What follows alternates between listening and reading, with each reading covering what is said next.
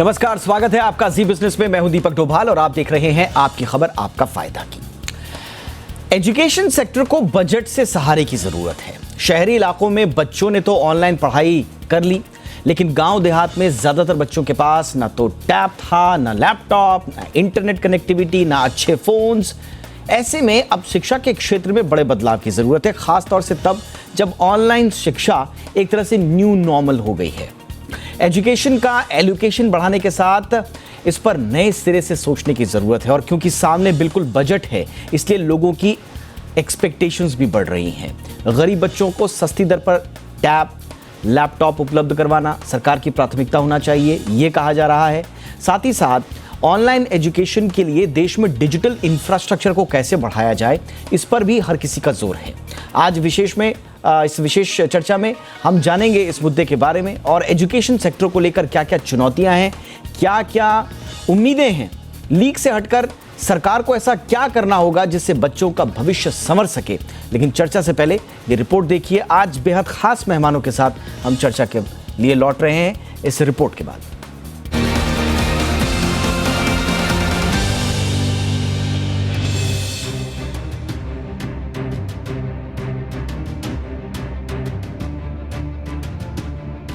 Corona ने पढ़ाई लिखाई के तौर तरीके को काफी हद तक बदल दिया है। अब ऑनलाइन एजुकेशन के चलते टैब और लैपटॉप छात्रों की जरूरत बन चुकी है।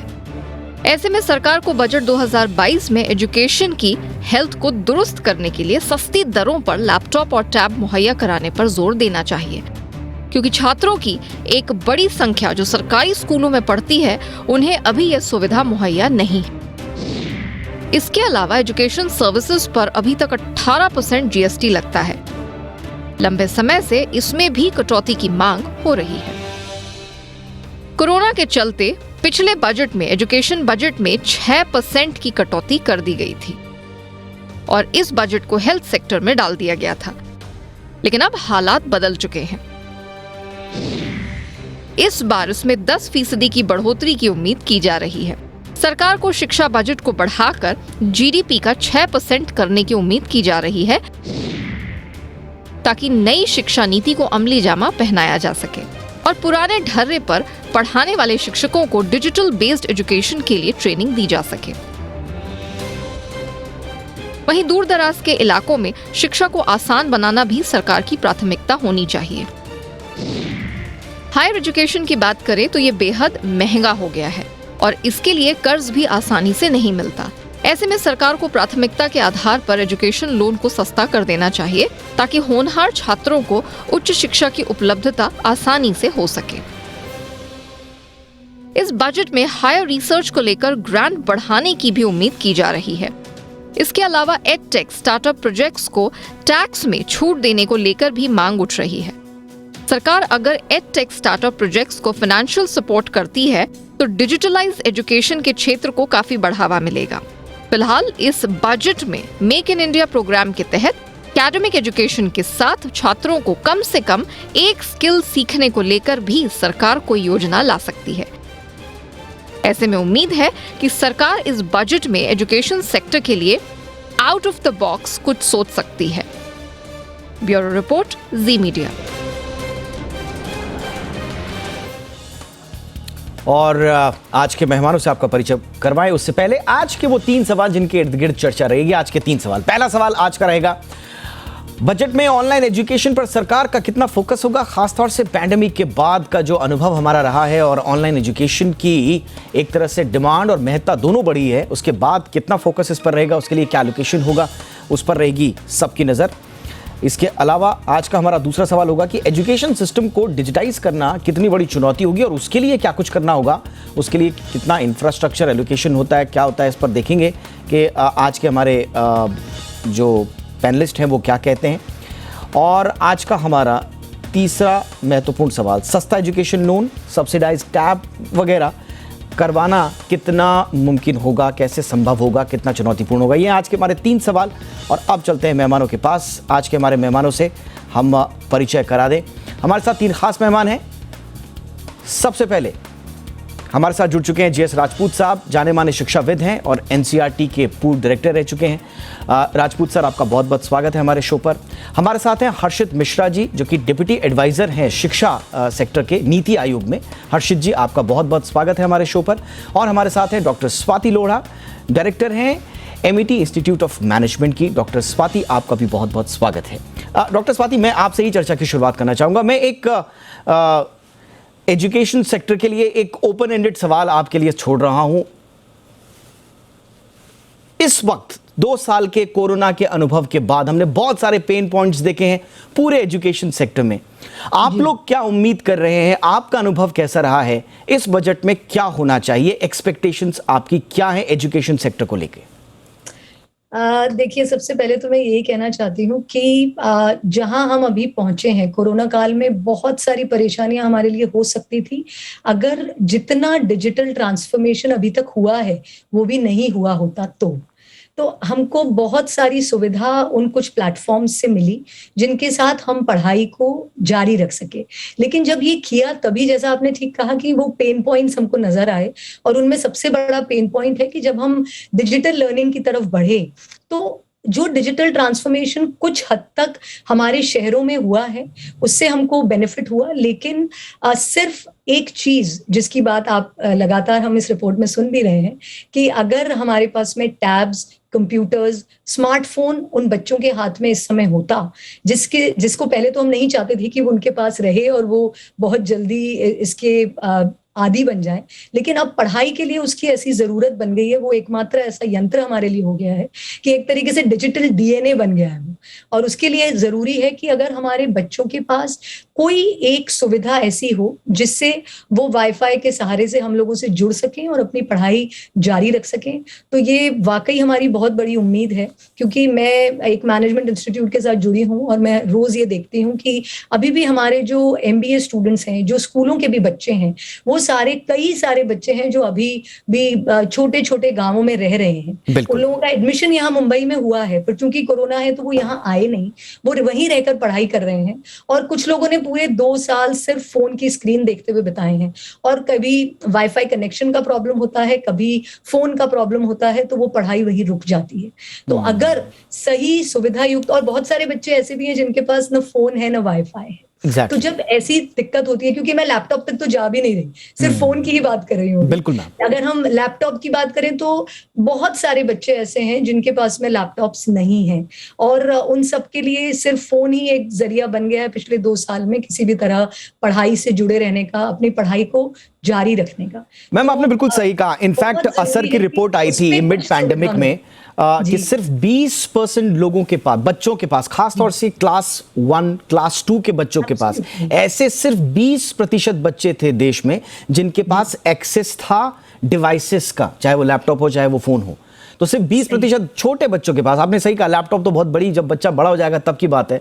लेकिन और दूसरा, डिजिटल इंफ्रास्ट्रक्चर में जितनी कमियां हैं, अब क्योंकि हर्षित मिश्रा सर, क्योंकि अभी न्यू नॉर्मल हम कह रहे हैं कि भाई ऑनलाइन एजुकेशन या हाइब्रिड एजुकेशन को आपको ऑफलाइन के साथ साथ अब ऑनलाइन भी, और ऑनलाइन का दायरा भी आपको बढ़ाना पड़ेगा। और खासतौर से जब नए दौर में हम बात कर रहे हैं, एडुटेक्स की हम बात कर रहे हैं, हाई टेक्नोलॉजी एजुकेशन सिस्टम की बात कर रहे हैं, उसमें सर डिजिटल इंफ्रास्ट्रक्चर पर क्या इस बार सरकार का फोकस होगा?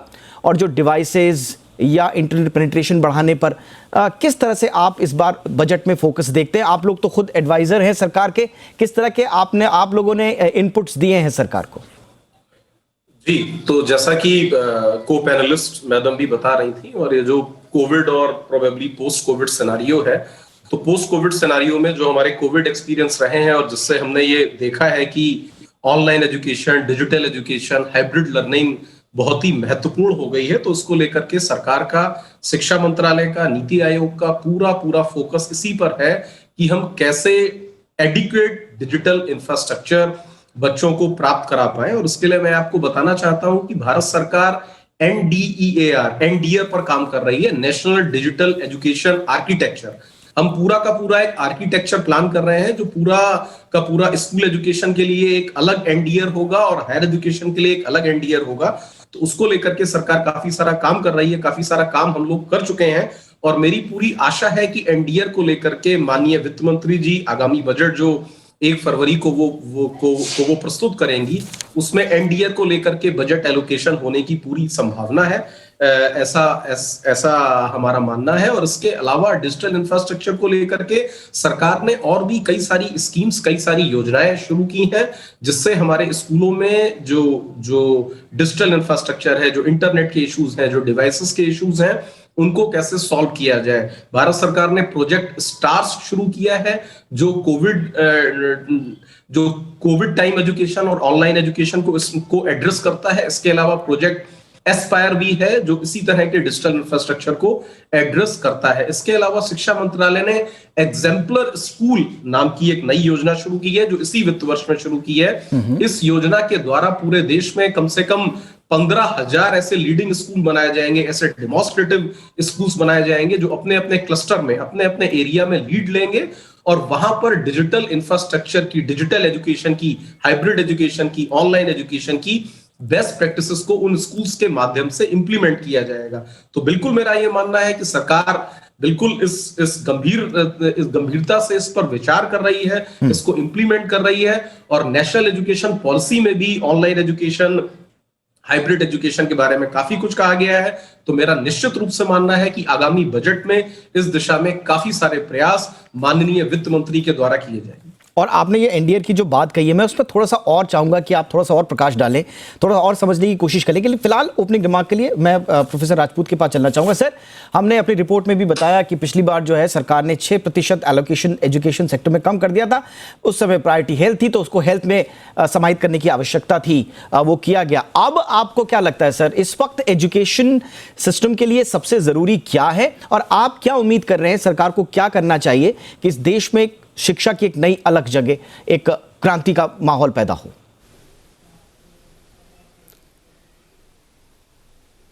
आपने डिजिटल एजुकेशन की बात सुनी और सुनकर बहुत अच्छा लगता है, लेकिन मैं पिछले करीब 33 साल पहले मैं मिनिस्ट्री में गया था जॉइंट सेक्रेटरी होकर के। तब से मेरे मन में एक ही बात आती है कि जब तक गांव के सरकारी स्कूलों की स्थिति नहीं सुधारी जाएगी, आज भी देश में 1 लाख से अधिक सिंगल टीचर स्कूल हैं। कक्षा 6 से 8 के ऐसे हजारों स्कूल हैं जहां पर एक ही अध्यापक है।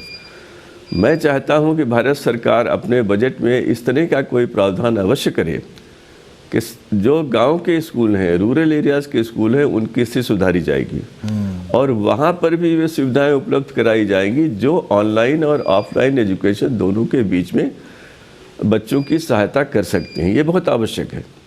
हमने बहुत से प्रयोग किए, हमारे अध्यापकों ने बहुत आगे बढ़कर काम किए, लेकिन देश में आज भी 10 लाख से अधिक अध्यापकों के पद रिक्त हैं।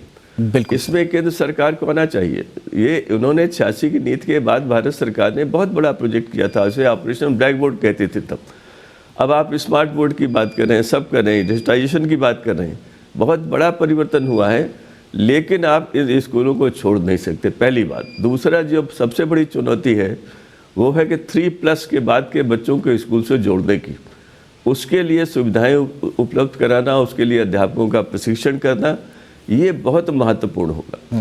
और तीसरी बात जो मैं कहना चाहूँगा, जिस पर ध्यान नहीं जाता है, वो ये है कि देश में जितने भी अध्यापकों के प्रशिक्षण संस्थान है, टीचर एजुकेशन इंस्टीट्यूशंस, वहाँ पर डिजिटाइजेशन की क्या स्थिति है, वहाँ जो ट्रेनीज़ हैं उनके पास ये समझने की स्थिति हमने पैदा की है या नहीं। सबसे पहले वहाँ के लिए एक विशेष परियोजना होनी चाहिए कि जो भी ट्रेनीज़ वहाँ पर आएंगे प्री सर्विस एजुकेशन के, उनको हम इस सब में पूरी तरह से पारंगत करेंगे, जिससे वो 1-2 साल बाद जब उनकी नियुक्ति हो तो वे अपने स्कूलों में इसको आगे बढ़ा सकें। ये बहुत बड़ी आवश्यकता है। और एक बात और मैं कह देना चाहता हूँ जी सर, अगले वर्ष से 2 वर्ष हो जाएंगे नई शिक्षा नीति को, और सारा देश जिसने बड़े उत्साह से शिक्षा नीति का स्वागत किया है, ये प्रश्न उठाएगा कि वो नीति कहाँ कैसे हुई। जैसे हमारी हायर एजुकेशन में जो रेगुलेटरी बॉडीज़ हैं जो बहुत बड़ा काम कर रही हैं डिजिटाइजेशन में, लोगों की ट्रेनिंग दे रही हैं, ऑनलाइन ट्रेनिंग दे रही हैं, उनसे ये सवाल पूछा जाएगा कि आपने हायर एजुकेशन रिसर्च में क्या किया। बिल्कुल, एक हैकी बनने वाला है, higher education commission of India बनने वाला है, अपेक्षा है उसके लिए प्रावधान किए जाएंगे, जल्दी से जल्दी वो बनेगा, क्योंकि रिसर्च की गुणवत्ता बढ़ाना जो है हमारे देश की शिक्षा व्यवस्था की एक बहुत बड़ी प्राथमिकता होना चाहिए। बिल्कुल सर, होनी चाहिए। और हमने देखा है जो डेवलप्ड नेशंस हैं, हम जब रिसर्च में और हम जब R&D में हम जब बात करते हैं, रिसर्च डेवलपमेंट में उनका बजट एलोकेशन आप देखिए तो अमेरिका जैसे देश जो है GDP का 6% रिसर्च एंड डेवलपमेंट में खर्च करते हैं। हमारे यहाँ GDP का वो नंबर काउंटेबल भी नहीं है कि हम उसको काउंट कर सकें। तो रिसर्च एंड डेवलपमेंट में तो फंड एलोकेशन वाकई में बढ़ाना होगा। लेकिन एक जो बड़ी इंपॉर्टेंट बात राजपूत सर ने कही है कि ग्रामीण स्कूलों में देखिए इस वक्त बहुत बड़ा मौका है सरकार के पास। असर की रिपोर्ट कहती है 2021 में 2020 के मुकाबले जो ग्रामीण क्षेत्रों में स्कूलों के प्रति जो रुझान बढ़ा है, यानी कि प्राइवेट स्कूल से गवर्नमेंट स्कूल में शिफ्ट होने की जो दर है वो बहुत शानदार रही है। 70% रही है ये। 2018 में सिर्फ 64% थी, 2020 में 65% थी। तो यानी कि सरकारी स्कूलों पर भरोसा बढ़ रहा है, लेकिन अब उस भरोसे को बरकरार रखने के लिए आपको और क्या माहौल बनाना पड़ेगा, अब ये गेंद सरकार के पाले में है। अब वो सरकार कैसे इस मुद्दे को टैकल करती है, इस पर हम जरा और चर्चा करेंगे। एक छोटे से ब्रेक के लिए रुकते हैं, फटाफट हाजिर होते हैं एक छोटे से ब्रेक के बाद। एजुकेशन की जो डिमांड्स हैं, जो उम्मीदें हैं बजट से, उस पर चर्चा जारी रहेगी।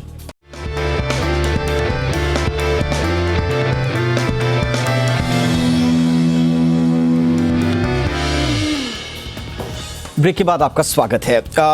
डॉक्टर स्वाति, अब आपके पास आना चाहूंगा। हायर एजुकेशन में रिसर्च एंड डेवलपमेंट पर अभी हम चर्चा कर ही रहे थे, कितना इंपॉर्टेंट होगा मैम, क्योंकि माना ही जाता है कि आप रिसर्च एंड डेवलपमेंट पे आप 10% अगर खर्चा बढ़ा दीजिए तो आपकी ग्रोथ की साइकिल 1 से 1.5% बढ़ जाती है। इतना पावरफुल है रिसर्च एंड डेवलपमेंट, और ग्रोथ का इंजन कहा जाता है। और नए जमाने में तो हर इकोनॉमी, जितना ज्यादा इकोनॉमी को फायदा होता है उसी अनुपात में फिर वो रिसर्च एंड डेवलपमेंट पे खर्च करते हैं, इनोवेशन पे। और शुक्र है कि भारत का भी थोड़ा सा रैंकिंग जो है वो थोड़ा सा बढ़ी है। 2019 में मेरे ख्याल से जो रैंकिंग है वो 5 बढ़ी है ग्लोबल इनोवेशन इंडेक्स में। माना हम एक्सपेक्ट ये भी कर रहे हैं कि 2027 तक शायद हम 25 सबसे शानदार नेशंस में होंगे रिसर्च एंड डेवलपमेंट के लिए। तो इस बार हायर एजुकेशन में R&D पर खर्चा बढ़ाना कितना इंपॉर्टेंट होगा मैम? देखिए, R&D एक ऐसी चीज है जो हमेशा जरूरी है, लेकिन जैसा कि अभी राजपूत सर ने कहा, तो मुझे भी ऐसे लगता है कि हमारा जो प्राइमरी एजुकेशन है उस पर खर्च करना, और उसमें जो प्राइवेट पब्लिक पार्टनरशिप है उस पर अगर हम उस मोड में जाएं तो बहुत सारे ऐसे एडटेक स्टार्टअप्स अभी आ रहे हैं जिनके तहत हम वो काम बहुत अच्छे से कर सकते हैं। यानी स्कूल्स को और ऑनलाइन एजुकेशन के तहत उन सारे बच्चों तक ले जाना, मतलब टेक्नोलॉजी टू तहसील्स, टेक्नोलॉजी जो हर घर, गांवों के हर घर तक पहुंच जाए, वो करने पे खर्च करना जरूरी है। लेकिन R&D ऐसी एक चीज है, रिसर्च एंड डेवलपमेंट ऐसी एक चीज है कि अगर सही तरीके से हम उस पर खर्च करेंगे तो बहुत सारी चीजों में हम बेहतर कर सकते हैं। और हायर एजुकेशन में उसकी बहुत इंपॉर्टेंस है, और अभी हम जो खर्च कर रहे हैं वो नेग्लिजिबल सा है। हमको वो कहीं नजर नहीं आता कि हमारे यहाँ रिसर्च डॉक्यूमेंटेशन पर जो हम काम करते हैं, जो ध्यान देते हैं, वो बहुत कम है।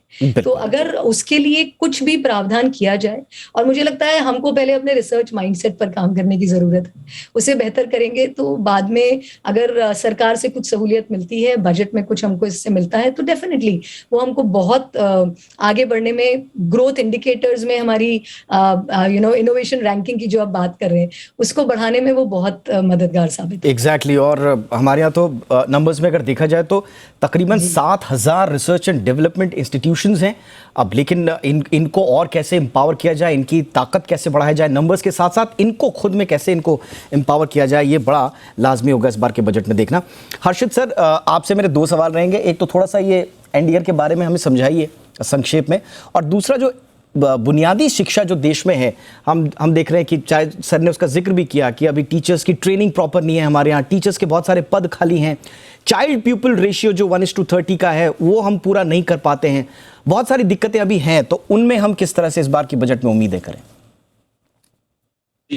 तो पहले आपका दूसरा प्रश्न, जो हमारी बुनियादी शिक्षा है, जिसपे जो गांव के जो प्राइमरी स्कूल है, गांव के जो अपर प्राइमरी स्कूल है, उसके जो इश्यूज हैं उसको लेकर के सरकार काफी ज्यादा जागरूक है। मैं कहूंगा समग्र शिक्षा में काफी सारी समस्याओं को पूरी तरह से एड्रेस किया गया है। और जो आपने प्यूपिल टीचर रेशियो की बात की है, तो उसमें ये मैं बताना चाहूंगा कि अगर आप उसका नेशनल एवरेज देखते हैं, अगर नेशनल एवरेज आप प्राइमरी लेवल पे देखें तो पीपल टीचर रेशियो 24-25 के आसपास है, और अपर प्राइमरी में तो वो और भी अच्छा है। लेकिन जब हम उसको स्कूल लेवल पे और डिस्ट्रिक्ट लेवल पर देखते हैं तो वहां पर जो पीपल टीचर रेशियो की समस्या आती है, वो समस्या टीचर के रिक्रूटमेंट से संबंधित ना होकर के टीचर के रेशनलाइजेशन से संबंधित है। अच्छा। ऐसा देखा गया है कि जो स्कूल अर्बन विसिनिटी के पास में होते हैं वहां पर टीचरों का कंसंट्रेशन बहुत ज्यादा होता है, और जो रिमोट एरिया के स्कूल हैं वहां पर टीचर या तो जाना नहीं चाहते, या डिस्ट्रिक्ट एडमिनिस्ट्रेशन जो वहां पर जिला शिक्षा अधिकारी महोदय हैं वो उन समस्याओं की तरफ उचित ध्यान नहीं दे रहे हैं। तो मेरा आपके माध्यम से राज्य सरकारों को ये आग्रह है कि अपने यहाँ टीचर रेशनलाइजेशन को लेकर के प्रॉपर व्यवस्था करें, ताकि एक स्कूल या किसी एक ब्लॉक में टीचर्स का संकेंद्रण ना हो पाए और वो पूरे जिले में उनका समान रूप से फैलाव हो, ताकि प्रत्येक बच्चे को, प्रत्येक गांव के स्कूल के बच्चे को उसका फायदा मिले।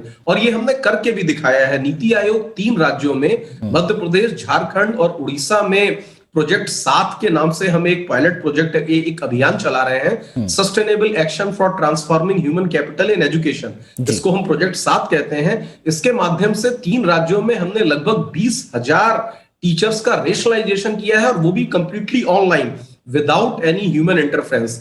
तो यहां पर मैं कहना चाहूंगा कि पीपल टीचर रेशियो की जो प्रॉब्लम है वो कहीं ना कहीं बहुत ही लोकल समस्या है। जिले के प्रशासन को इसका निदान करना चाहिए, और ये पॉलिटिकल भी है सर, ऑनलाइन माध्यम से होनी चाहिए। बिल्कुल सर, आपने बहुत अच्छी बात कही, और मुझे जानकर अच्छा लग रहा है कि पायलट प्रोजेक्ट नीति आयोग की तरफ से चलाया गया है, क्योंकि एक पॉलिटिकल मसला भी है। अब हर कोई, आप जिन राज्यों में सुगम दुर्गम वाला मसला समझते होंगे लोग, वो हर कोई जो है वो शहर के पास में ही आना चाहता है, और फिर पॉलिटिकल दबाव बना के ट्रांसफर ले लेते हैं, और हर चुनाव में ये मुद्दा भी बनता है। बहरहाल ये बड़ा पॉलिटिकल इशू है, लेकिन इसमें थोड़ा सा स्मार्टली गवर्नमेंट्स को काम करना होगा। मैं राजपूत सर के पास जरा फटाफट से आना चाहूंगा। राजपूत सर, जो आप बुनियादी शिक्षा को सुदृढ़ करने की आवश्यकता पर जोर दे रहे हैं, बार बार सवाल ये भी आ जाता है सर कि अब बहुत ज़्यादा काम जो है वो राज्यों के पाले में भी होता है, इसलिए केंद्र सरकार के हाथ भी बड़े सीमित रहते हैं। तो ऐसे में कैसे एक बेहतर सामंजस्य हो कि हम एक समूची शिक्षा व्यवस्था को आगे और सुदृढ़ बनाएं? देखिए, ये बात बिल्कुल सही है कि केंद्र सरकार जब भी बड़ी बड़ी योजनाएं बनाती है, उनका क्रियान्वयन स्कूल स्टेज पर राज्य सरकार की ही इच्छा पर निर्भर करता है। वे कितने सीरियसली इसको लेते हैं, कितनी कर्मठता से करते हैं। और ये मैंने देखा है कि इसमें अगर केंद्र सरकार लगातार राज्य के संपर्क में रहे, उनके अधिकारियों से, उनके यहाँ के अधिकारी मिलते रहें, बात करते रहें, देखते रहें, तो निश्चित रूप से अच्छे ढंग से किया जा सकता है। ये जो टीचर डेंसिटी की बात है कि जिला स्तर पर या राज्य की राजधानी के आसपास उनका कंसंट्रेशन बहुत ज़्यादा होता है, ये मैंने 5 साल देखा है मंत्रालय में रह करके। और इसका समाधान करने के लिए तो एक सामाजिक दबाव बनाने की आवश्यकता होगी। जो पंचायत राज इंस्टीट्यूशंस हैं वे इसको ध्यान दें। और दूसरी सबसे बड़ी बात यह है, जो आपने बहुत अच्छे ढंग से कह दी थी, कि सरकारी स्कूलों की साख बढ़ाने का ये बहुत बड़ा अवसर है। यदि कोई बड़ी योजना इस सरकारी स्कूलों की साख बढ़ाने के लिए लागू की जाएगी, तो निश्चित रूप से हमारे जो समेकित विकास की अवधारणा है कि हर एक को बराबरी का अवसर मिले, जो राइट टू एजुकेशन का मूल मंत्र है, वो आप उधर बहुत तेजी से आगे बढ़ जाएंगे। क्योंकि इस समय सब लोग सरकारी स्कूलों की तरफ जाना चाहते हैं, अधिक से अधिक लोग जाना चाहते हैं, और बहुत अच्छा अवसर है। तो मैं इस बात को फिर दोहराऊंगा कि अब बिहार में, उत्तर प्रदेश में अगर 1.5 लाख 2 लाख अध्यापक के पद रिक्त होंगे, तो भारत की सारी व्यवस्था पर, हमारी जो टोटल कॉग्निटिव कैपिटल है, उस पर कितना खराब असर पड़ेगा, इसको ध्यान में रखना है। तो पहले बुनियादी आधार ठीक करिए, और रिसर्च को निश्चित रूप से आप डिले नहीं कर सकते। उसका एलोकेशन अवश्य कम से कम 7% बढ़ जाना चाहिए, और अधिक नहीं तो उससे अवश्य बढ़ाना ही चाहिए। जी सर, ये 2 चीजें बहुत महत्वपूर्ण। बहुत बहुत शुक्रिया सर, बहुत ही महत्वपूर्ण विषयों पर हमने आज चर्चा की, और हम उम्मीद करते हैं कि इस देश की शिक्षा व्यवस्था को और बेहतर बनाने के लिए, और जो बुनियादी शिक्षा के साथ साथ research and development, higher education तक सब सर्वांगीण एक तरह से विकास के लिए अच्छा एलोकेशन हो, बढ़िया एलोकेशन हो, स्मार्ट एलोकेशन हो, इसकी उम्मीद हम करते हैं। बहुत बहुत शुक्रिया राजपूत सर, आपने वक्त निकाला। Harshit Mishra sir, thank you so much. Doctor Swati Lodha, आपका भी शुक्रिया। इजाजत दीजिए, नमस्कार।